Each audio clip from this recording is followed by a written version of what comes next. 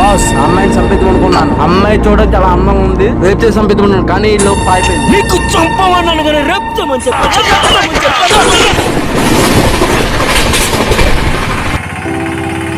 అన్నా గాంధీనగర్.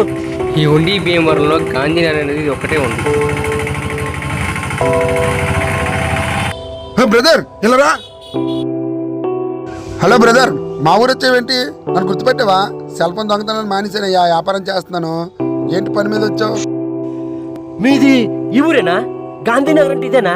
నీకు గణేష్ అంటే తెలుసా? మా ఉండి భీమవరంలో గాంధీనగర్ లో నాకు తెలియనటువంటి ఎవడు లేడు. ఆ గణేష్ గడ రా చూపిస్తాను.